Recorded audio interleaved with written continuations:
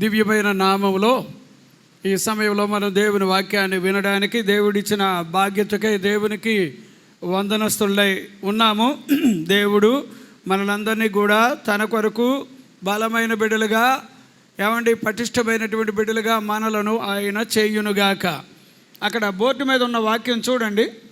ఇల్లు కట్టువారు ఏమని ఉంది అక్కడ? ఇల్లు కట్టువారు ఏ రాతిని నిషేధించారో అదే మూలకు తలరాయి ఆయను, మరియు అది అడ్డురాయియు అడ్డుబండయు ఆయను. అది మనం 1వ పేతురులో 2వ అధ్యాయం 7వ వచనంలో మనం చదువుతున్నాం. ఆలోచన చేస్తే గనక ఇల్లు కట్టువారు ఏ రాతిని నిషేధించితిరో అదే మూలకు తలరాయి ఆయను. అలా చెబుతూ ఇక్కడ ఏముంది? ఇక్కడ విశ్వసించిన వాడు ఏం గారట? చదవండి ఏం రాశాడు అక్కడ? చూసారా? ఆయన యందు విశ్వాసముంచువాడు ఏమాత్రమును, చూడండి మళ్ళీ ఒకసారి చదవండి. ఆయన యందు విశ్వాసముంచువాడు ఏమాత్రమును సిగ్గుపడడు. మళ్ళీ ఒకసారి చదవండి. ఆయన యందు విశ్వాసముంచువాడు చెప్పాలి. ఏమాత్రమును సిగ్గుపడడు. కొంత మాత్రం అని అన్నాడా? ఎంత మాత్రం అన్నాడు? ఏమి రాశాడు ఇక్కడ? ఏ మాత్రం అంటే అర్థం ఏంటి సార్? ఇప్పుడు 23వ కీర్తనలో దావీదు భక్తుడు ఏమంటాడు? గాఢాంధకారపు లోయలో సంచరించినాను ఏ అపాయము అన్నాడు. చూసారా? ఇంచుమించుగా అదే పదం ఇక్కడ అనుకుంటున్నాను. అంతే. ఏ అపాయానికి నేను భయపడను అన్నట్టుగానే ఏమన్నాడు ఇక్కడ? ఆయన ఎందుకు విశ్వాసం ఉంచేవాడు ఏమాత్రమును అనే మాట పదిగా మనము ఆలోచన చేయాల్సిన అవసరత ఉంది. అయితే దీంట్లో నుంచి మనము ఈరోజు నేర్చుకోబోతున్న ముఖ్యమైన వాక్య భాగం ఏమిటంటే, ఆయన యందు విశ్వాసం ఉంచేవాడు అనే ఒక పాయింట్ చాలా ఉన్నతంగా వ్రాయబడిన మాట. సార్, బైబిల్లో మాట రాయబడిన తర్వాత దాన్ని ఎవడు కొట్టివేయడానికి ఎవడి వల్ల కాదు. దాని విషయంలో భూమి అడ్డొచ్చినా అది పచ్చడైపోద్ది. భూమి అడ్డొచ్చినా అక్కడ బైబిల్ వాక్యాలు ఎలా రాస్తాడు? అక్కడ ఆకాశము భూమి కంటే దేవుని వాక్యాలు ఎంతో శక్తి కలిగినవి అని మనం చదువుతాం. అందుచేత ఏ మాత్రము కూడా సిగ్గుపడకుండా అంత దర్జాగా బైబిల్ వాక్యాలు ఏం చెబుతున్నాయో దాని మీద మనం పట్టు సాధించే వారిగా కావాలి. ఇప్పుడు మన జీవన విధానానికి, మన జీవానికి ఆధారం ఎవరు? అదే కదా 30లో 20 చదువుతాం కదా మనం. ఎక్కడ? ద్వితీయోపదేశ కాండములో నీ ప్రాణమునకు నీ బ్రతుకు తెరువుకు ఆధారము ఆయనే, జీవనాధారము అనేది మనం చదువుతాం. అంటే ఎంత దర్జాగా, అదేంటండి మరి అంత బ్లండర్గా వాక్యాలు అలా నమ్మేసేయాలా అని అంటే నేనంటాను, అలా నమ్మడమే అది నిజమైన విశ్వాసం. ఎంత కరెక్ట్. ఇప్పుడు బైబిల్ వాక్యాల్లో అదేనమ్మా 24:35 మన మత్తయి వార్తలో చదువుతాం. దేవుని వాక్యం ఎంతో ఇంకెంత అయితే అంత.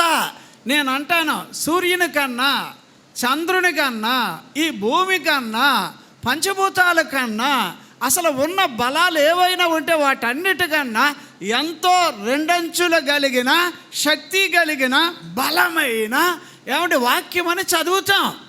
అందుచేత ఈ వాక్యాన్ని నమ్మినవాడు ఎప్పటికీ ఏం కాదట? సిగ్గుపాలు కాడు. అంటే ఇప్పుడు ఎవరిని నమ్మినా మోసపోతాం అనే దాని మీద నేను చెప్పట్లేదు. ఎందుకంటే చాలా సందర్భాల్లో బైబిల్లో రాశాడు, రాజులు నమ్మకండి అంటే అంత మరీ వాళ్ళ మీద ఆధారపడకండి. అలాగే అధికారులు ఉంటారు, ఖచ్చితంగా మీ పని చేసేస్తామండి, మేము చేసేస్తామండి అంటారు. చేస్తారు. నువ్వు ముసలోడు అయ్యేటప్పటికి చేస్తారు అంతే. అని నేను ఒకసారి చెప్తున్నాను కదా, రేషన్ కార్డు కోసం 15 సంవత్సరాలు తిరిగాను. ఒక్క రేషన్ కార్డు కోసం. అంటే అన్ని సంవత్సరాలు తిరగడం ఏంటని చెప్పి ఆఖరిగా గేటు దగ్గర ఉన్నవాడు ఏమన్నాడో తెలుసా? ఎందుకయ్యా బాబు పద్దాకి ఎలా పోతావు, 5,000 ఆయన మొఖాన్ని పడే అన్నాడు. అంటే ఎంత ఈజీగా ఆ విషయం తెలియలేదు, అయినా నాకు అప్పుడు 5,000 కట్టే దిక్కులేదు, అది కూడా ఉంది ప్రాబ్లం. చెప్తున్నా అంటే ఏది జరగాలన్నా, అందుకే నేను అంటాను నీకు బాగా చెప్తున్నాను, నువ్వు బాగా అనేక సంవత్సరాలు బ్రతకాలి, దీర్ఘాయుష్మంతుడిగా ఉండాలి, ఆ బ్రతికిన కాలం అంతా కూడా ఆరోగ్యంగా బ్రతకాలి. ఆరోగ్యంగా మాత్రమే కాదు, సమస్తమైన మంచి గోధుమ తినే, ఏది మంచి పంట తినే స్థాయిలో ఉండాలి అంటే నీకు యేసు ప్రభు అవసరం. దేవునికి స్తోత్రం. యేసు ప్రభు అవసరం. ఇందులో ఆయన కాదని మనం కాలం వెళ్ళబుచ్చుకుందామని అంటే కుదరదు. నేను ఇంకోటి చెప్తున్నాను, ప్రపంచంలో ఎంతమంది ఉన్నారో, ఎంతమంది ఉన్నా ఈయన మాత్రం ఎవరో తెలుసా? ఏమండి, నా ప్రియుడు, నా స్నేహితుడు, అతి మధురం, అతి కాంక్షణీయుడు, నా ప్రియుడు, నా స్నేహితుడు, అతి మధురం, అతి కాంక్షణీయుడు, ప్రభువా 10,000లలో అతి సుందరుడా, పరిశుద్ధుల కొరకే వచ్చుచున్నావా, ప్రభువా 10,000లలో అతి సుందరుడా, పరిశుద్ధుల కొరకే వచ్చుచున్నావా. ప్రియుడు, నా స్నేహితుడు, అతి మధురం, అతి కాంక్షణీయుడు, అతి మధురం, అతి కాంక్షణీయుడు. హల్లెలూయా. ఆయన ఎవరు అంటే ఏం సార్, ఇప్పుడు అడవిలో జల్దర్ వృక్షాలు ఎన్నున్నా, ఏమండి మీరు ఆలోచన చేయండి, అడవిలో వృక్షాలు ఎన్నున్నా నా ప్రభు ఎవరట? జల్దరు వృక్షములాగా ఉంటాడట. ఎలా ఉంటాడండి? ఎలా ఉంటాడు? చాలా ప్రత్యేకమైన విషయాలు మనం చూస్తాం.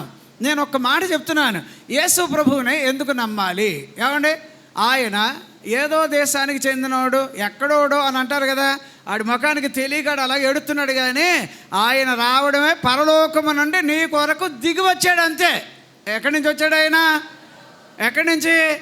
అందుచేత ఈయనకు మాత్రమే అందరూ తెలుస్తారు. ఎందుకు అంటే బైబిల్లో 31 కీర్తనలో 15 నీ కాలగతులు ఎక్కడున్నాయట అంటే ప్రతి వాడి యొక్క బయోడేటా, ప్రతి వాని యొక్క ఏది హిస్టరీ, ఏమంటే ప్రతి వాని యొక్క వాడి యొక్క ఏది మూలాలు ఏమున్నాయో ఇవన్నీ క్లియర్గా తేటతెల్లంగా చెప్పగలిగిన వాడు ఈయనొక్కడే.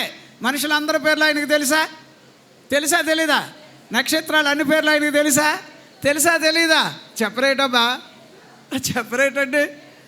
ఇక నక్షత్రాలు అని అనగానే దేవుడు అబ్రహాంతో ఏమన్నాడు? అబ్రహమా, నీ కుమారుల్ని నేను ఎలా చేస్తానన్నాడు. అప్పుడు నక్షత్రాలు అంటే ఎవరు అనుకుంటున్నారు? ఇశ్రాయేలీలు కాదు. అంటే చదివితే, బైబిల్ బాగా చదివితే వాళ్ళు ఎంతండి, వాళ్ళని లెక్కేయడం ఎంతసేపు సార్? వాళ్ళని ఇశ్రాయేలీల్ని లెక్కేయడం కష్టమా సులభమా? చాలా సులభం. వాళ్ళంతా వాళ్ళ దేశం ఎంత ఉంటుంది సార్? ఎంత ఉంటుంది?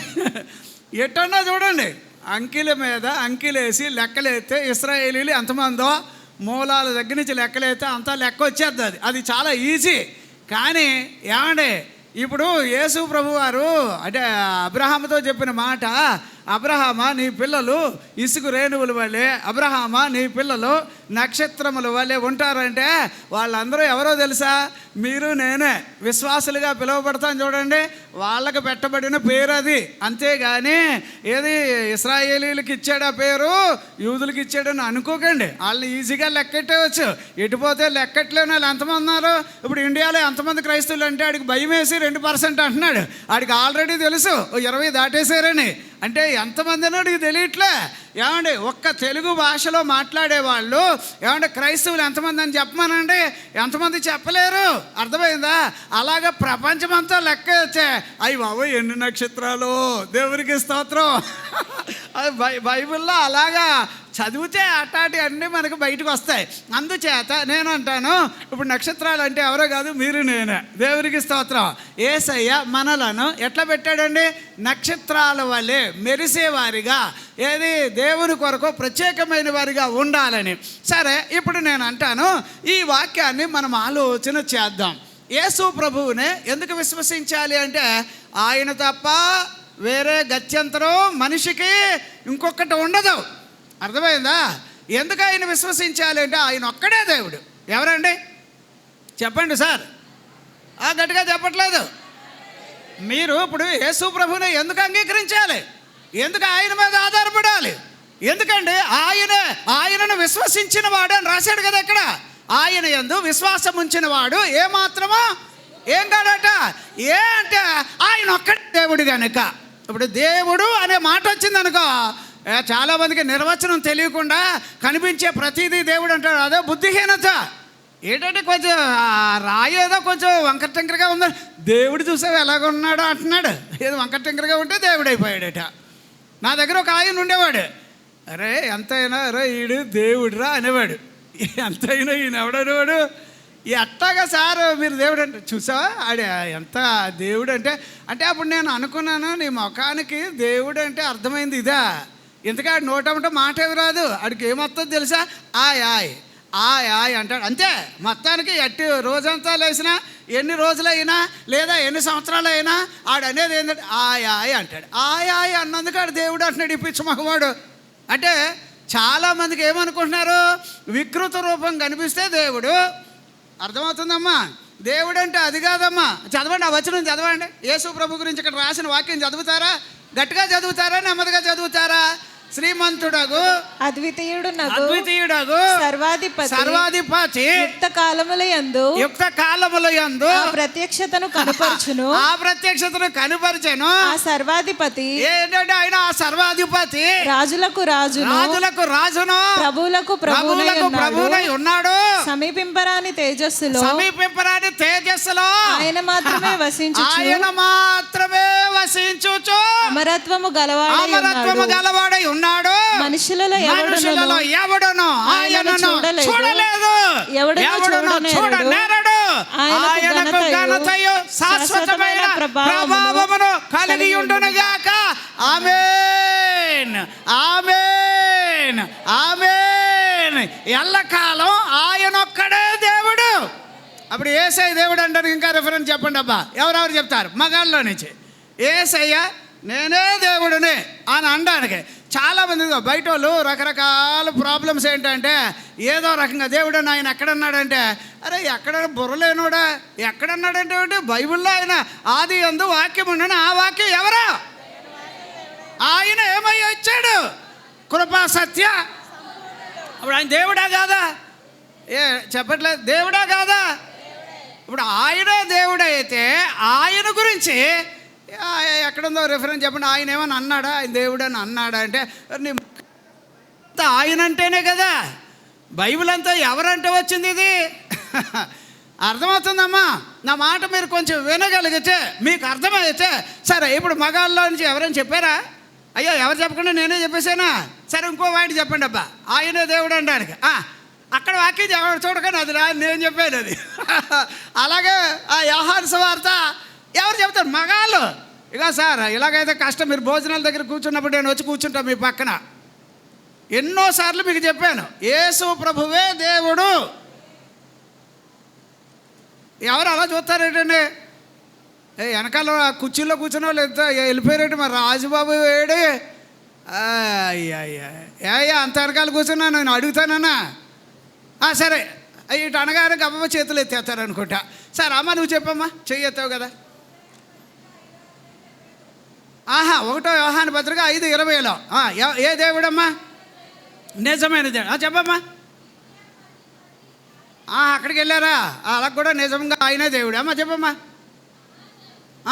ఓకే, తీతు పత్రిక 2వ అధ్యాయం. సరే ఇంకా చెప్పాలండి. నేను ఇంకా చెప్పండి అని అంటున్నానంటే అర్థం ఏంటో తెలుసా? ఎందుకంటున్నారండి? ఇంకా వాక్యం ఉంది. యేసు ప్రభువే దేవుడు. అయ్యాలా మగవాళ్ళు అయ్యారా? నేను అవి అడగట్లేదు. సత్యము జీవం ఆయన కాబట్టి పోలే అలా కూడా దేవుడు అని అంటాం. కానీ బట్ పాయింట్ కావాలి ఇప్పుడు. చెప్పండి. వీళ్ళు చూడండి ఎంతమంది కూర్చున్నారా? విజయమ్మ గారి కోళ్ళలో ఉంటుంది. ఏం మాట్లాడదా ఆవిడ?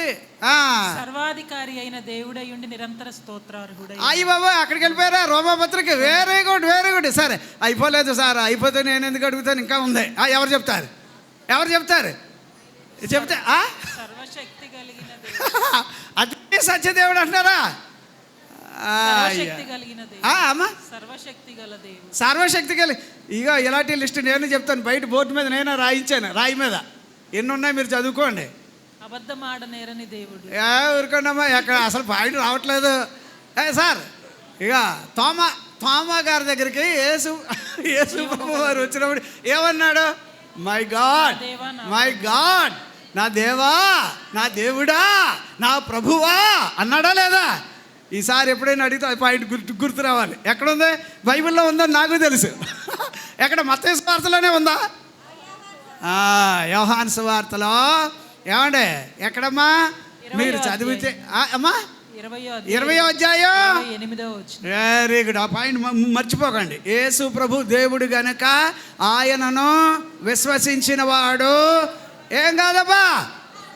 ఎవరైనా యేసు ప్రభుని దేవుడు అనడానికి అమ్మ నేను ఎన్ని పాయింట్లు చెప్పుంటాను. ఒకవేళ ఆయనే దేవుడు, ఆయనే దేవుడు అని ఎలా చెప్తున్నాను? అవ్వలేదు సార్. నా దగ్గర ఇక్కడ బైబిల్లో మీకు కావాలంటే జిరాక్స్ తీసుకుంటే ఇస్తాను. ఇక్కడే ఉంది నా దగ్గర. అది ఎందుకైనా మంచిది. ఆయన ఎన్ని రకాలుగా ఆయన దేవుడు అని అన్నాడు అనడానికి ఆయామ్ అని అంటాడు చూడండి. ఆయామ్ దట్ ఆయామ్ అంటాడు చూడండి. పెద్ద లిస్ట్ ఉంది సార్ నా దగ్గర, పెద్ద లిస్టు. అంటే కనీసం లేదంటే ఒక 20 పైనే ఉంటాయి. నేను దేవుడిని అని అనడానికి. ఊరికే కాదు. అంటే ఇవి నేను ఎందుకు పెడతాను అంటే ఇలాంటివన్నీ కూడా చాలా అవసరమైన పాయింట్స్. కాకపోతే కొంతమంది ఉంటారు కదా అక్కడక్కడ తర్కానికి అటుట్లకి అంటారుగా, ఒక్క మాటగా మళ్ళీ మూతిటి తిప్పితే ఒట్టు అన్నట్టుగా చెయ్యాలని ఇలాంటి నోట్స్ ఉంటుంది నా దగ్గర, ఎప్పుడూ ఉంటుంది. దేవునికి స్తోత్రం. ఇప్పుడు యేసు ప్రభు దేవుడు కనుక ఆయన విశ్వసించిన వాడు చెప్పండి చెప్పండి ఎంత మాత్రమునో, ఏ మాత్రమునో, ఏ రూపములోనో సిగ్గుపాడు కాడు, సిగ్గుపాలు కాడు, సిగ్గుపాలు కాడు. ఎందుచేత అంటే హీ ఈజ్ అవర్ గాడ్. ఆయన ఎవరు చెప్పండి అబ్బా. ఇక బైబిల్లో వెళ్ళాలండి లోతుగా పరిగెట్టే కొద్దీ ఆయన అదృశ్య దేవుని స్వరూపి అంటాడు. సాక్షాత్తు భూమి మీద మనుషుల మధ్యలో మనిషిగా కనిపించినా బాగా దగ్గరికి వెళ్ళి చూసిన తర్వాత ఏమంటే యోహాను గారు ఏమన్నారో తెలుసా? బాప్తిస్మం ఇచ్చే యోహాను గారు, నేను ఏదో అనుకున్నాను, మేమిద్దరం కలిసి చదువుకున్నాం, మేమిద్దరం కలిసి లేకపోతే ఆడుకున్నా, మేమిద్దరం కలిసి అనేది చాలా ఉండొచ్చు. కానీ సడన్గా ఆయన్ని చూచినప్పుడు ఒకటే అన్నాడు అంతే, కనీసం ఆయన చెప్పులు వారు తాకడానికి కూడా పనికిరాను. రోజు మరి ఇద్దరు కలిసి ఇళ్ళల్లో తిరిగేవాళ్ళు గబగబా, ఎందుకంటే చట్టబట్టలు వేసుకొని ఆడేవాళ్ళు. అలాంటి వాళ్ళు ఒక్కసారే దైవికమైన ప్రత్యక్షత ఏమంటే బాప్తిస్మం ఇచ్చి యోహాను గారికి రాగానే యోహాను గారు భూమి మీద పుట్టిన మగపిల్లలలో అతనికంటే బలమైనడు లేడని మత్తయి సువార్త 11:11లో యేసు ప్రభువే చెప్పాడు. యేసు ప్రభువే చెప్పాడు. అది మాత్రమే కాదు, భూమి మీద అతడు ఉన్నంత వరకు యోహాను సువార్త 5:35 వచనములో అతడు మండుచున్న అని ఆయనే చెప్పాడు. సార్ ఇన్ని గొప్ప కార్యాలు అతని దగ్గర ఉన్నప్పటికీ కూడా యోహాను గారు ఏమన్నారంటే, నేను యేసు ప్రభు వారి చెప్పులు వారు ముట్టుకోవడానికి కూడా సరిపోను అన్నాడు. సరిపోను అంటే అక్కడితో అయిపోలేదు. మళ్ళీ ఏమన్నాడో తెలుసా? నేను తగ్గాలి అంటే అబ్బా ఎప్పుడూ దేవుడు ఉన్నతంగా నీలో ఉండునుగాక. ఎప్పుడూ దేవుడు ఎలాగుండాలి? ఉన్నతంగా. అమ్మా ఇంకో మాట, ఆయన్నే ఎందుకు నమ్మితే ఏమంటే సిగ్గుపడమనంటే ఆయన ఎన్నడూ అబద్ధం ఆడలేదయ్యా. యేసయ్యా ఎన్నడూ చెప్పండి కాని మాట. బైబిల్ వాక్యాల్లో బోల్డ్ అని ఇలాంటివి చెప్పమంటేనా పరుగులు తీసుకొని వెళ్ళిపోతాను నేను. ఆయన ఎన్నడూను ఏం కాలేదట, కాని మాట మాటలాడలేదట. అసలు మీరు ఆలోచన చేయండి, ఆయన నోట ఏమి లేదట, ఏమండి ఆయన యందు ఏమి లేదట, ఆయనలో చీకటి, ఆయనలో పాపము. అబ్బా ఎన్ని చెప్పినా ఆయన ఒక్కడే దేవుడై ఉన్నాడు. దేవునికి స్తోత్రం, హల్లెలూయా. చాలామంది వాదించవచ్చు, రకరకాల చెప్తారు, ఏమేమో చెబుతారు. అవి కాదు, బైబిల్నే మీరు దగ్గర పెట్టుకోండి. అమ్మా ప్రభు ఆత్మ మీతో పాటు పని చెయ్యునుగాక. ఇలాంటి రహస్యాలు బయటికి రావాలంటే దేవుని ఆత్మ మన మీద ఉంటేనే తప్ప ఇవి బయటికి రావు. ఏదో మామూలుగా నాసిరకంగా యేసు ప్రభువుని అంగీకరించేవాడు వాడు నాసిరకంగానే ఉంటాడు. యేసు ప్రభువుని గొప్పగా ఎంచేవాడు వాడు తలగా ఉంటాడు. బైబిల్ వాక్యాల్లో 28:14 ద్వితీయోపదేశకాండములో నువ్వు తలగా ఉండడం దేవునికి ఇష్టం, నువ్వు పైవాడిగా ఉండడం దేవునికి ఇష్టం. అందుచేత నీకు అవసరం ఏంటంటే ఆయన మంచోడని రుచి చూడు. ఎవరండి ఆయన? బైబిల్ వాక్యాల్లో యోహాను సువార్త 10:11 14 యేసు ప్రభు మంచివాడు, మంచి గొర్రెల కాపరి. బైబిల్ వాక్యాల్లో ఇక నన్ను వెళ్ళమంటేనండి భలే స్పీడ్గా కొట్టుకుపోవాలని అనిపిస్తుంది. ఇంత గొప్ప దేవుణ్ణి నువ్వు నమ్మాక సిగ్గుపాలు అవుతాయా? ఏమండి ఆయన విశ్వసించాక నువ్వు సిగ్గుపాలు అవుతావయ్యా? అవ్వవు. దేవునికి స్తోత్రం.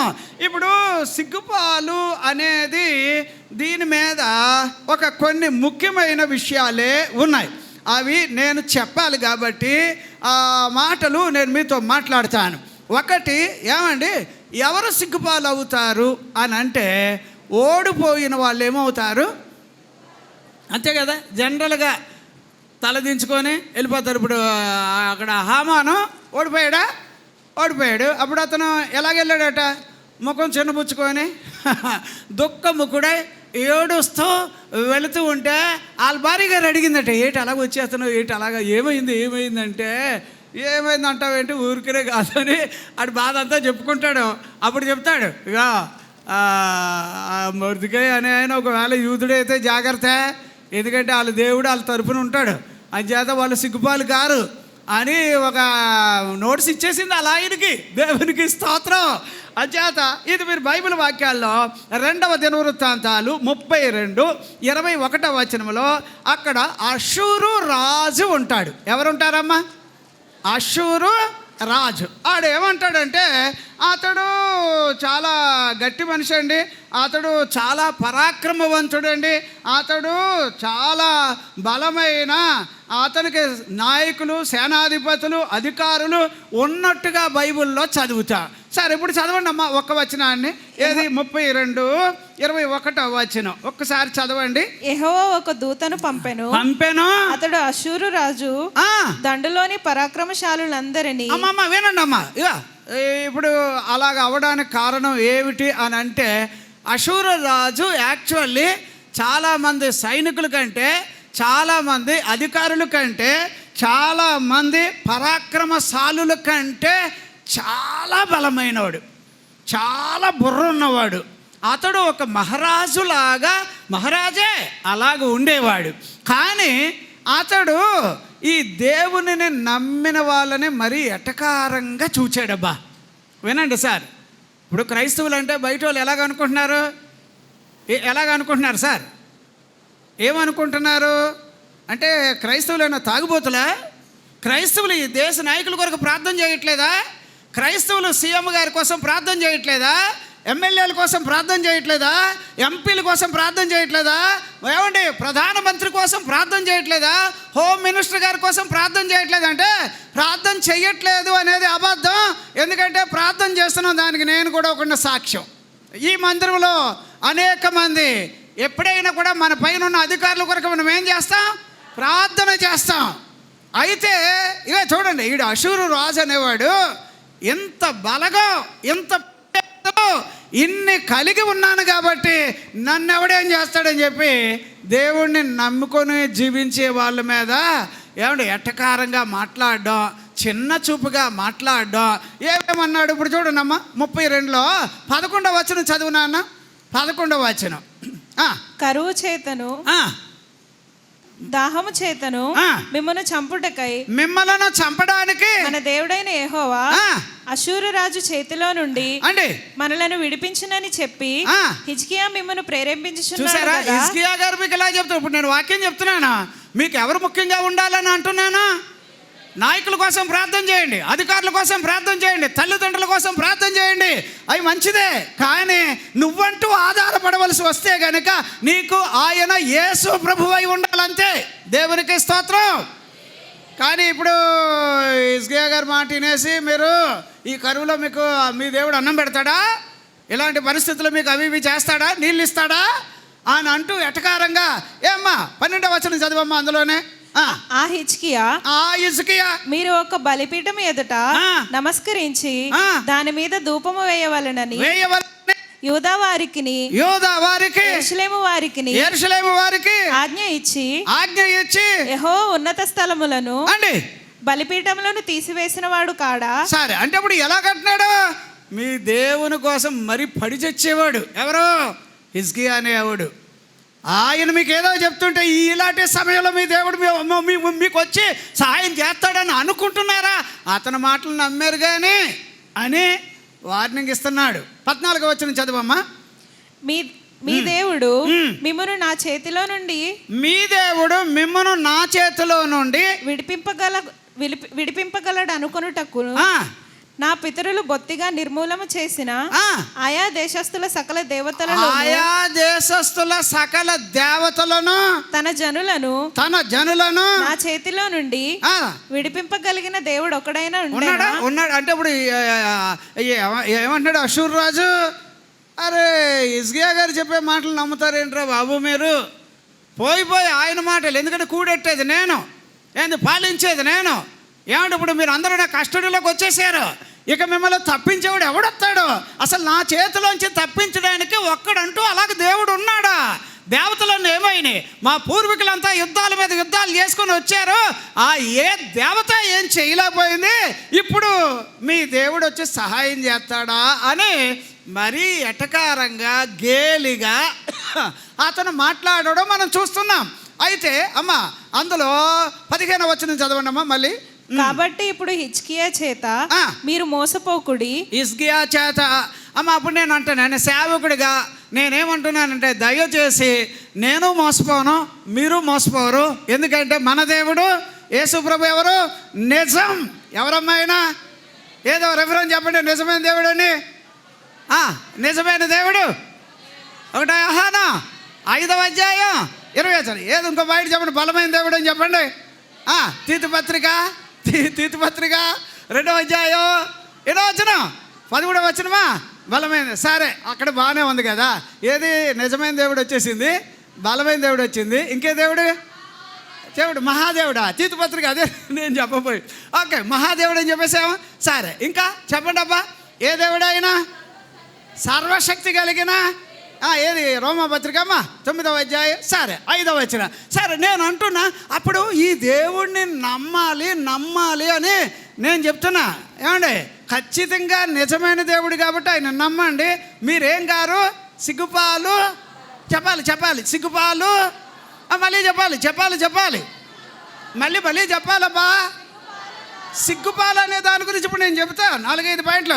కాకపోతే ఒకటి పాయింట్ నెంబర్ 1లో ఈ వచనాలన్నీ ఎందుకు చదివిస్తున్నానంటే, ఇలాంటి మనుషులు మీ దేవుడు ఏం చేస్తాడురా అంటే ఆడి ముఖానికి దేవుడు ఉన్నాడని అనుకుంటున్నాడు. ఆడు అనుకునే దేవుళ్ళు కాదు. దేవుడు అనేవాడు ఒక్కడే. అది ఏ దేశమైనా, అది ఏ భాష మాట్లాడుతున్నా, ఆడు ఇంగ్లీష్ వాడు అవనే, ఇంకొకడు అవనే, ఎవరికైనా కూడా దేవుడు అనేవాడు ఒక్కడే. అర్థమైందా? గాలి అంతా ఒకటా కాదా? ఆక్సిజన్ గాలి ఒకటా కాదా? అయ్యి బాబాయ్, ఇండియా వాడికి గాలి వేరే అట, ఇండియా వాడికి. అవునా? ఈ గాలి అక్కడ పనికిరాదట. మరి అట్లా కాదు, గాలి ఒకటే బతకడానికి. అలాగే గాలుల్లో రకాలు ఉన్నాయి. ఏది? 4 రకాలు. ఉష్ణగాలి, వేసవికాలం వచ్చే గాలి వేరే ఉంటుంది, కానీ గాలి మాత్రం ఒకటే. నీళ్ళు ఒకటేనా కాదా? నీళ్ళు ఒకటేనా? ఏమండి చెప్పండి. నీళ్ళల్లో రకాలు ఉండొచ్చు, కొండ మీద నుంచి వచ్చాయి, అక్కడి నుంచి వచ్చాయి, కానీ మొత్తానికి నీళ్ళు ఒకటే. ఏమంటే మనం అందరం కూడా ఇది కొంచెం గట్టిగా పట్టుకొని ఈ దేవుణ్ణి నమ్మిన వారు, ఈ యేసు ప్రభువుని విశ్వసించిన వాళ్ళు, ఈ యేసు ప్రభువుని అనుసరించే వాళ్ళు ఎన్నటికీ మరెన్నటికీ సిగ్గుపాలు కారు. దేవునికి స్తోత్రం. అంచేత ఇలాంటి దేవుణ్ణి నమ్మాలని అనుకుంటే అడిగి దమ్ము ఉండాలి, అన్నిటినీ తెగించుకొని. అర్థమైందా? ఏమండి, బైబిల్ వాక్యాల్లో 19:27 వచనంలో మత్తయి సువార్తలో మేము సమస్తమును విడిచిపెట్టి నేను వెంబడిస్తున్నా, మాకు ఏం దొరుకుతుంది అంటే ఏమైనా దొరుకుతుంది అంతే. దేవునికి స్తోత్రం. హల్లెలూయా. తర్వాత ఏమ్మా 16వ వచనం చదువుతావమ్మా. 16వ వచనం 14 అయింది, 15 అయింది. అతని సేవకులు దేవుడైన యెహోవా మీదను ఆయన సేవకుడైన హిజ్కియా మీదను ఇంకను పేలాపనలు పేలిరి. ఇంకా ఏం చేసి పేలాపాలు అంటే ఏంటమ్మా? పేలాపాలు అంటే అదే మొక్కజొన్న గింజలు వేపితే ఎలాగా పేలుతాయి అయ్యా, అది కాదు. పేలాపాలు అంటే ఏంటి? ఏంటేంటో తిట్టేయడం, ఏంటేంటో అనేయడం, ఏదేదో మాట్లాడేసేయడం. అర్థమవుతుందమ్మా? వింటున్నారా? మన మీద అలాగే ఏడ్చే వాళ్ళు ఉండరా? ఎన్ని పేలాపాలు పేలాడో అంటారు చూడండి. అడి ఎన్ని మాటలు అన్నాడు అంటారు, అదే అర్థం. మామూలు మాటలు కాదన్నమాట. అంత కఠినంగా, అంత కఠోరంగా మాట్లాడతారు. మన యూట్యూబ్లో గొడవలు పెట్టుకునే వాళ్ళు ఫోటోలు వేస్తూ ఉంటారు చూసారా? ఇలాగా మీదడిపోయినట్టు, నీళ్ళు మీద వేసినట్టు, ఇవన్నీ ఉంటాయి చూడండి. అంతకన్నా ఘోరంగా ఉంటాయేమో ఈ పేలాపాలు. మన మీద ఇష్టం వచ్చినట్టుగా మాట్లాడుతున్నారు. అరే మీకు అందరికీ ఒకటే టైం వచ్చింది, అందుకోసమే ఇలాంటి వాక్యాలు వస్తున్నాయి. దేవునికి స్తోత్రం. చదువమ్మా, కంటిన్యూ చేయండి. అదియుగాక ఇతర దేశముల జనుల దేవతలు తమ జనులను నా చేతిలో నుండి ఎలాగున విడిపించలేకపోయారో అలాగే హిజ్కియా సేవించు దేవుడును తన జనులను నా చేతిలో నుండి విడిపింపలేకపోవునని. నా చేతిలో నుండి ఏం చేయలేరు అంటాడు. ఇప్పుడు ఈ సన్హెరీబు ఇలా మాట్లాడుతుంటే అంటే వాడి ధైర్యం వాడికి ఎలాగుంది? అసలు ఆయన నా ముందుకు వస్తాడు. ఇప్పుడు నేను ఎంత కఠినంగా ఉన్నానో, నేను ఎంత అధికారాలతో ఉన్నానో, వీడి చుట్టూ వీడు పిరుకుమఖవాడు, వీడి చుట్టూ 100 మందిని పెట్టుకున్నాడేమో, అధికారులు పెట్టుకున్నాడు, బలవంతులను పెట్టుకున్నాడు, నాయకులను పెట్టుకున్నాడు, పరాక్రమవంతులను పెట్టుకున్నాడు, సేనాధిపతులను, ఇలాంటి వాళ్ళని పెట్టుకొని ఇప్పుడు వీడు మాట్లాడుతున్నాడు. ఏది ఐ సెక్యూరిటీ పెట్టుకొని నన్ను ఎవడో ఏం చేయలేడు. కానీ ఆల్రెడీ నువ్వు వేసే వేసాలకి ఏదో ఒక 100 కోట్లు తిన్న రాబోందికి ఒకతే దెబ్బ అన్నట్టు ఉంది ఇప్పుడు. దేవునికి స్తోత్రం. హల్లెలూయా. ఎప్పుడు కూడానండి ఇంకొకరిని బాధ పెట్టడానికి ప్రయత్నం చేస్తే నువ్వు ఎంతటి వాడివైనా, నేను మళ్ళీ చెప్తున్నా, వినండి అబ్బా, వినండి, బాగా వినండి, మళ్ళీ చెప్తున్నా. దేవుడు ఎప్పుడు కూడా ఈ బైబిల్ ప్రకారంగా ఉండే వాళ్ళ వైపే ఉంటాడు. ఎవరి వైపు ఉంటాడు? పరిశుద్ధ గ్రంథాన్ని పట్టుకొని ఉంటారు చూడండి, వాళ్ళ వైపు వెళ్ళిపోతాడు. నువ్వు ఇందులో ఏమీ ఫీల్ అవ్వకూడదు. మరి ఏమంటే అహాబ్ రాజు ఎవరు? దేవుడి మనిషే కదా. కానీ అయినా కూడా నేను రాజుని అయ్యాక నన్ను పెద్ద ఎవడేమంటాడని చెప్పి ఏమనేవాడు? నాబోతుని ఏం చేశాడు? నాబోతుని ఎవడరా అడ్డొస్తాడు చూద్దాం ఇప్పుడు. అందులో వాళ్ళ ఆవిడ దెయ్యం అన్నమాట. ఎవరు వాళ్ళ ఆవిడ పేరు? ఏం పేరు? చాలా డేంజర్దండి బాబు.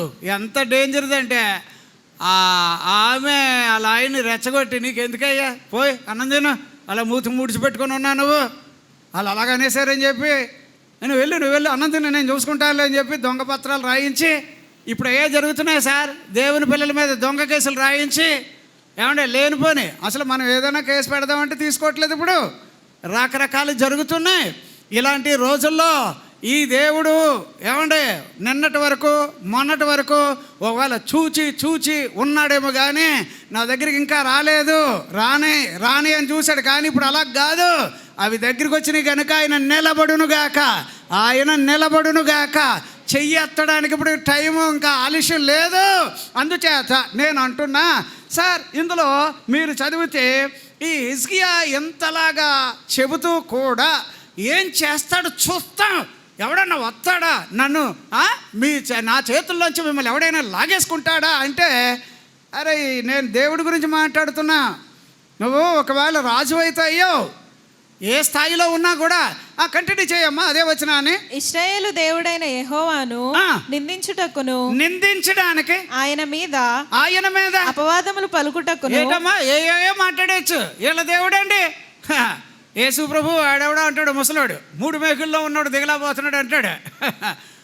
మంచిగా పెడతాడు. టైం వస్తుంది నీకు. ఏదో అనుకుంటున్నా రోజులు అలాగా, అంటే నోరెత్తరో వీళ్ళు మాట్లాడరు అనుకుంటున్నారు. సైన్యములాగా ఉప్పెనలాగా లేచే రోజు రాబోతుంది. ఏమండే నువ్వు అనుకున్న ప్రతిదానికి నీకు వెనకాల ఎవడో ఉన్నాడేమో కానీ నా వెనక ఆయన ఒక్కడే. ఆయన సజీవుడైన దేవుడు.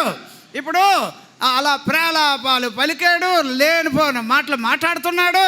కంటిన్యూ చేయమ్మా. అతడు పత్రిక రాసి పంపాను. అప్పుడు వారు పట్టుకొనవలెనన్న యోచనతో ఆ, ప్రాకారముల మీదనున్న అండి యెరూషలేము కాపురస్తులను ఆ, బెదిరించుటకును ఆ. నొప్పించుటకును ఏంటమ్మా బెదిరించేయడం, నొప్పించేయడం, బాధ పెట్టేయడం, యూదా ఏమన్నా చేసేవచ్చు. వీళ్ళకి ఎవడున్నాడో చూద్దాం అని అనుకుంటే, అరే ఎవడున్నాడో ఇప్పుడు చూద్దుగాని ఇక్కడ, అది ఎవడున్నాడు వీళ్ళ తరఫున అని అంటున్నారు కదా. అలా అనుకుని సన్హెరీబు అలా రెచ్చిపోతే వాడి చివరికి పుచ్చిపోయాడట. ఆ రెచ్చిపోయినాడు ఏమయ్యాడు? ఆలోచన చేయండి, బైబిల్లో ఉన్న సత్యం చెప్తున్నా. ఏం లేదండి, ఇదంతా అయింది. హిజ్కియా గారు, ప్రభువా ఇదేదన్నా ఏంటి ఆ రాజులాగా నిర్బంధించేశాడు, వాడికి ఇష్టం వచ్చిన శాసనాలు రాసేస్తున్నాడు, వాడి ఇష్టం వచ్చిన రూల్స్ పెట్టేస్తున్నాడు, ఏది ఈ దరిద్రుడు ఇలాగ మమ్మల్ని ఆవరించి మమ్మల్ని మోసం చేసేస్తున్నాడు అని చెప్పి ఏమీ లేదు. ఇక యుద్ధం మాతో కాదు, మాతో వాడు గొడవ పెట్టుకోవట్లేదు, నీతో పెట్టుకుంటున్నాడని ఆ విషయాన్ని ఎవరి మీద పెట్టేశాడు? ప్రభువా ఇప్పుడు నిన్ను ముడితే ఎవరికి అనుకుంటున్న ముడతాడట? చెప్పండి సార్, ఆలోచన అవుతుందమ్మా. నువ్వు అని అనుకుంటున్నావు, కానీ నీ తరపున కునుకడు నిద్రపోని దేవుడు ఉన్నాడు. ఆయనే నేను ప్రసంగం చేస్తున్న నజరేయుడైన యేసు. దేవునికి స్తోత్రం. ఎవరు బాగా ఈ వాక్యాలు నమ్ముతారో వారి మీద దేవుని కృప అపరిమితముగా ఆవరించునుగాక. ఏమో సార్, అప్పుడు ఆఖరికి ఏమైందో తెలుసమ్మా? ఈ విషయాలన్నీ ప్రభు దగ్గర హిజ్కియా గారు చెప్తాడు. ఇంత అలాగ వచ్చారు, ఇన్ని ప్రలాపాలు చేస్తున్నారు, ఇన్ని కట్టుదిట్టాలు చేశారు, నిర్బంధించారు, మాకేం జరగట్లేదు, మా పరిస్థితులు ఇలా ఉన్నాయి. ప్రభువా వాడు నీ మీద నెగ్గుతాడని అనుకుంటున్నాడు, వాడు చూడు ఒకసారి చూడు అన్నాడు. అంతే. దేవుడు ఏం చేశాడు? నేను అనుకున్నాను ఆయన చాలా బిజీగా ఉండి, సరేలే నేను చూస్తానులే అని చెప్పి దేవదూతను పంపాడట. ఏం చేశాడు ఆయన? ఒక్క దేవదూత ఎంతమందిని లేపేశాడండి అక్కడ? చెప్పండి అమ్మా, జాగ్రత్త. మీరు ఆలోచన చేయండి. చాలా సందర్భాలు మనం అనుకుంటే ఒక్క దూత వచ్చి ఎంతమందినండి? 1,80,000 మొత్తం ఎవడన్నా ఉంటే ఒట్టి అక్కడ ఏమయ్యారని తెల్లారైతే చూస్తే ఎటు చూసినా అరే రే రే రే నువ్వు అనుకున్నావు, నిన్ను నమ్మిన వాళ్ళు మోసపోయారు. నీ దరిద్రం వలన 1,85,000 మంది ఎంతమందో అన్యాయంగా చచ్చిపోయారు. ఇప్పుడు ఆడు ఏం చేశాడో తెలుసా? లేచాడు. ఏమండే ఏదో హిట్లర్ గడు ఇవన్నీ జరిగినప్పుడు ఏం చేశాడో తనకు తానే చచ్చుకున్నాడట, చంపుకున్నాడట.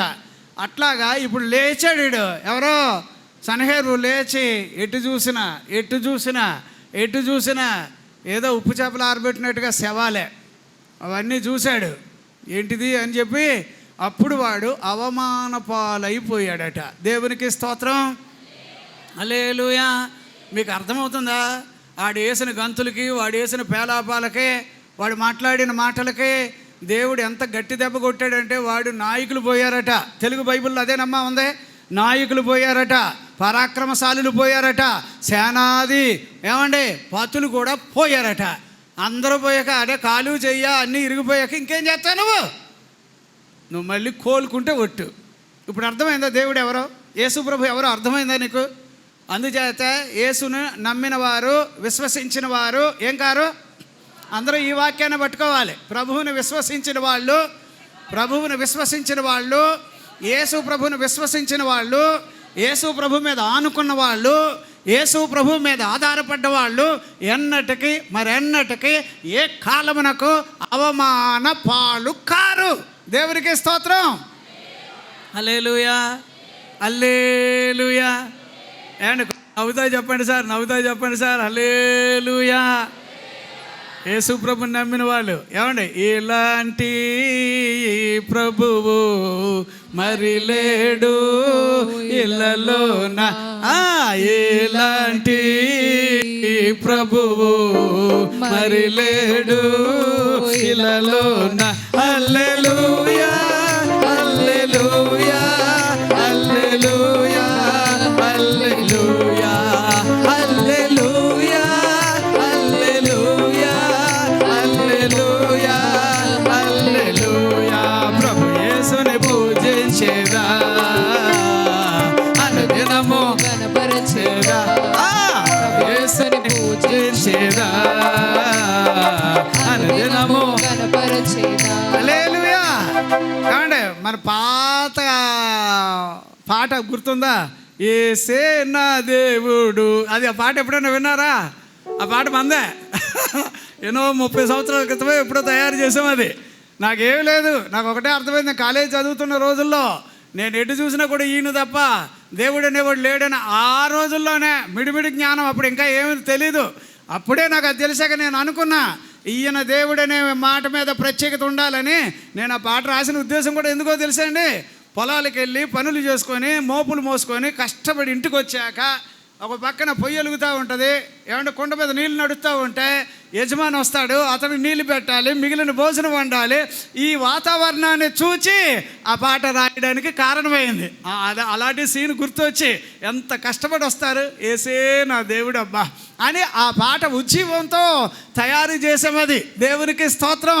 అందుచేత నేను అంటున్నా, సార్ ఇప్పుడు ఎవరబ్బా సిగ్గుపాలు అవుతారంటే, ఒకటి ఆయన మీద ప్రలాపాలు పేలిన వాళ్ళందరూ, ఆయన మీద అతిశయించే వాళ్ళందరూ కూడా అవమాన పాలు అవుతారు. ఇక అలా లెక్కేస్తే రెండవది బుద్ధిహీనులు ఏమవుతారట, వాళ్ళు కూడా ఏమండి అవమాన పాలు అవుతారు, సిగ్గుపాలు అవుతారు. సామెతల గ్రంథం 3వ అధ్యాయం ఏమండి 35వ వచనంలో మనం చదువుతాం.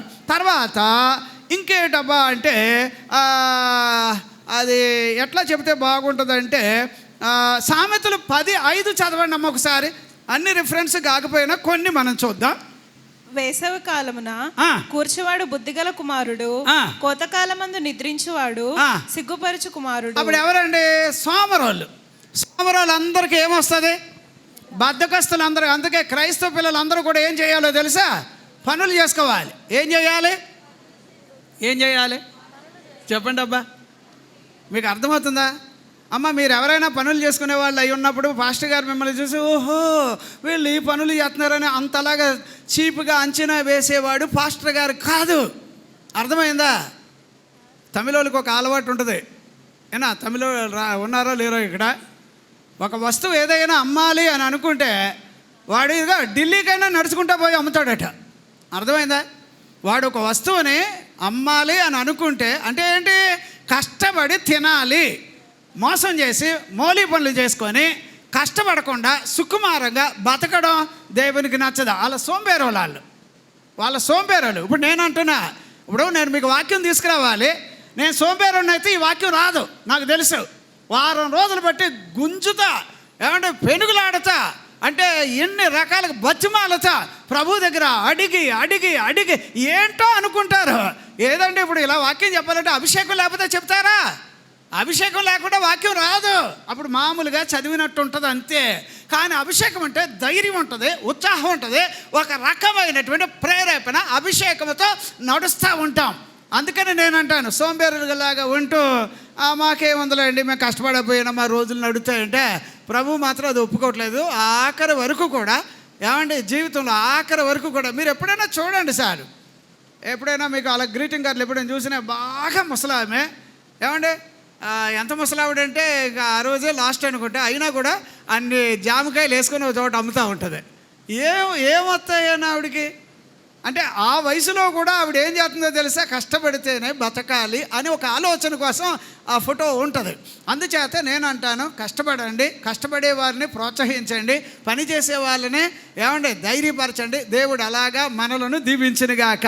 తర్వాత ఇంకొకటి ఏంటంటే, సామెతల గ్రంథంలో చదివాం కదా, తర్వాత సామెతల గ్రంథం 11:2వ వచనంలో అహంకారులు అనేవాళ్ళు ఉంటారు చూడండి. అంటే తల బిరుసుగా ఉంటారు చూడండి. వాళ్ళు అంటే లెక్కలేనితనంగా ఉంటారు. వీళ్ళు కూడా ఏమవుతారో తెలుసా? సిగ్గుపాలు అవుతారట, అవమాన పాలు అవుతారట. తర్వాత 12వ అధ్యాయం 4వ వచనం సామెతల గ్రంథంలో అక్కడ ఏమన్నారంటే చెడ్డవాళ్ళు, ది విక్కిడ్ అని రాశాడు అనమాట. తెలుగులో భక్తిహీనులు అని కూడా ఉండొచ్చు. వీళ్ళు కూడా అవమాన పాలు అయిపోతారు. అది మాత్రమే కాకుండా ఏమండి సామెతల గ్రంథం 18:13వ వచనంలో సంగతి వినకముందే ప్రత్యుత్తరం ఇచ్చేవాడు కూడా అవమాన పాలు అవుతాడట. సంగతి అంటే మ్యాటర్ ఏమి అర్థం కాకుండానే గబగబా సొల్యూషన్ కోసం మాట్లాడతారు చూడండి, అది కరెక్ట్ కాదు.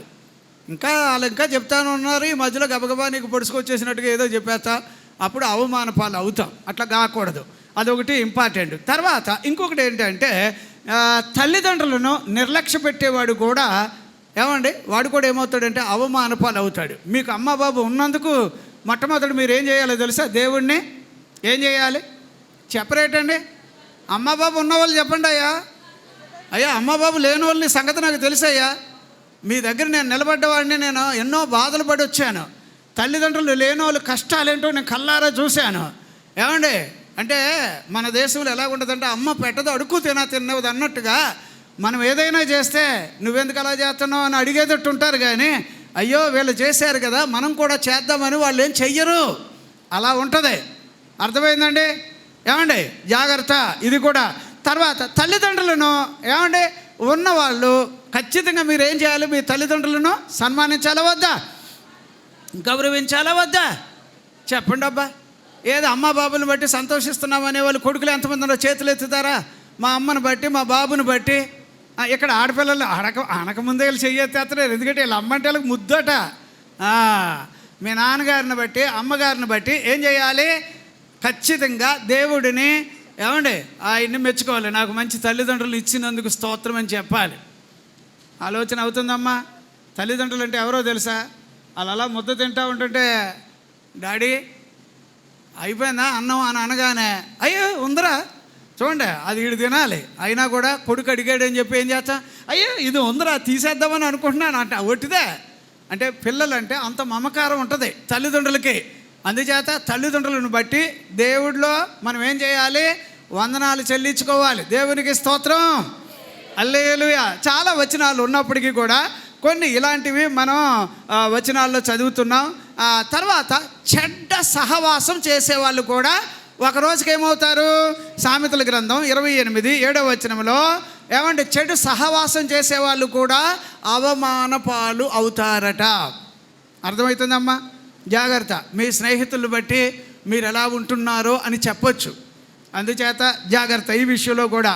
తర్వాత అదుపులేని పిల్లలు, ఇది కూడా వాళ్ళు చివరికి ఇంటికి ఏం తెస్తారు?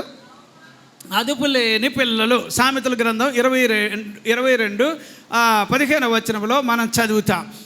అన్నిటికంటే కూడా అవమాన పాలు అవ్వేది ఏంటంటే మీరైనా మగాళ్ళైనా ఆడోళ్ళైనా దిగంబరులుగా బతుకుతారు చూడండి, సిగ్గు విడిచి బతుకుతారు చూడండి. అది అసలు సిసలైన అవమానం. అర్థమవుతుందమ్మా? దేవుడు మనకిచ్చిన ఏమంటే ఆధిక్యతలు మనం కాపాడుకోవాలనేది మర్చిపోకూడదు. అలాగే ఇంకొకటి ఏమిటబ్బా అంటే మనము కయ్యేను వంటి వారిగా ఉండకూడదట. ఎవరిలాగా ఉండకూడదు?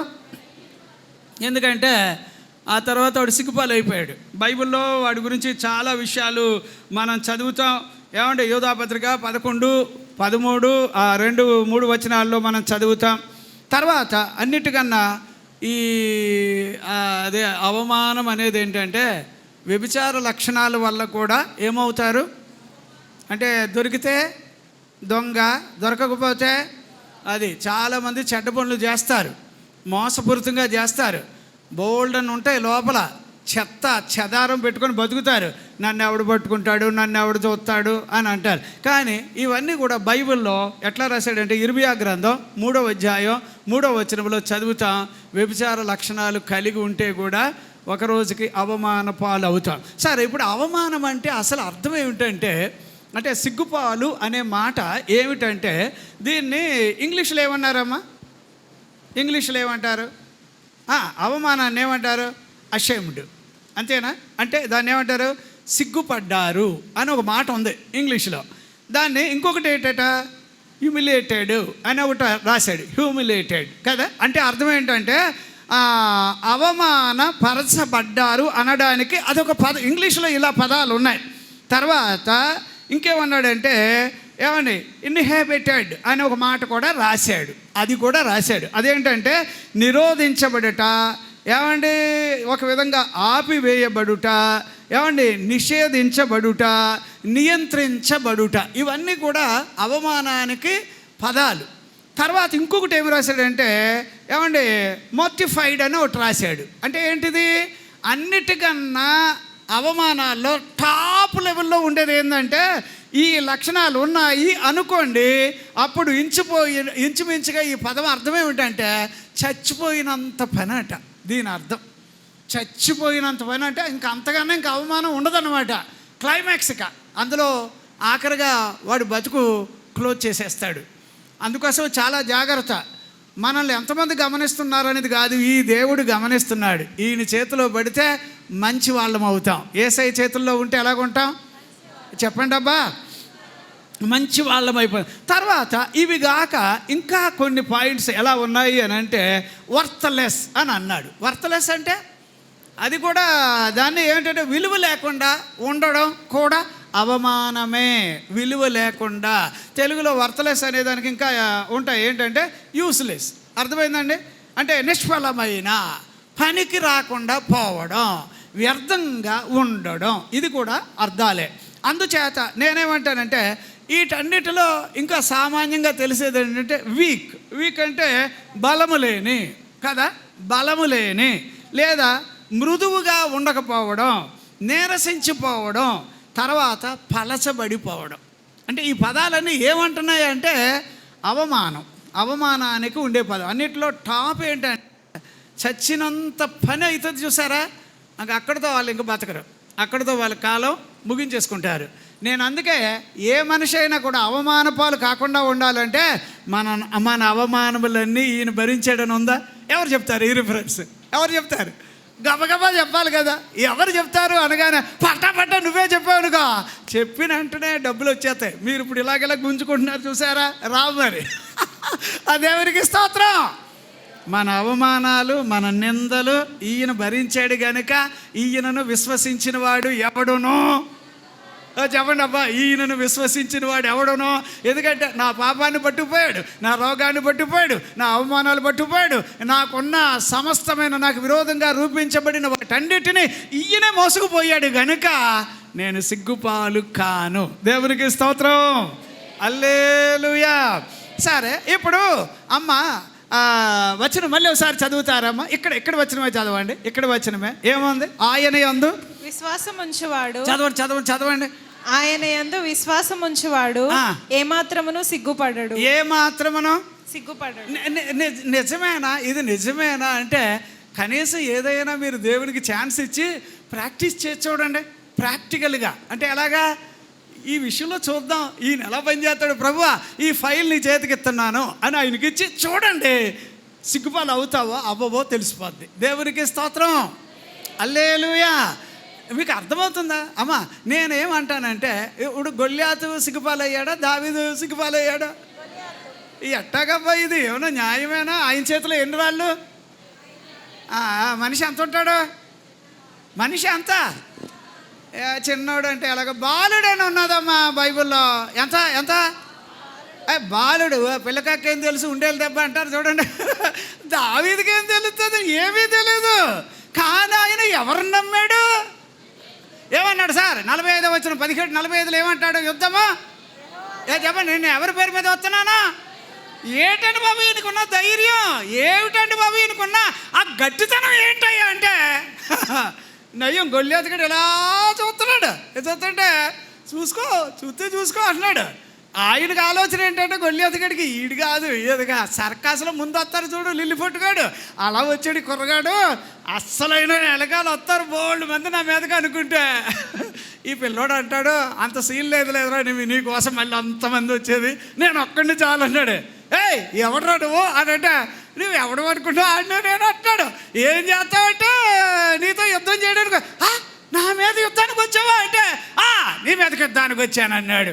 అప్పుడు ఏమండి యుద్ధం ఎవరిదని అంటే ఇప్పుడు దావీదు సిగ్గుపాలైపోయాడా, గొల్యాతు సిగ్గుపాలైపోయాడా? నిజం చెప్పండి అబ్బా, మళ్ళీ చెప్పండి అబ్బా. గొల్యాతే ఏమంటే ఆడు ఎలా పడ్డాడట? ఎందుకు ఏమంటే ఆలోచన చేయండి. సిగ్గుపాలు నేను అనుకుంటున్నా ప్రతి వాని మోకాలు ఎవరి దగ్గర వంగాలి చెప్పండి అబ్బా. ఇక నేను అంటున్నాను. ఇక ఆ తర్వాత దావీదు గారి గురించి బైబిల్లో మీరు చూడండి. దావీదు ఎవరట? 17:50 వచనంలో ఏది అందులో చదువుతాం. ఏది మొదటి సమయంలో గొల్యాతు కంటే దావీదు ఎవరబ్బా? అప్పుడు ఫిలిస్తీన్లు అందరూ పారిపోయారా లేదా? అర్థమవుతుందండి. అంటే అప్పుడు నేను అనేది ఏంటంటే ఆయన యందు విశ్వాసం ఉంచి ఒకటేమంటాడు ఈయన ఒకటే మాట అంటాడు.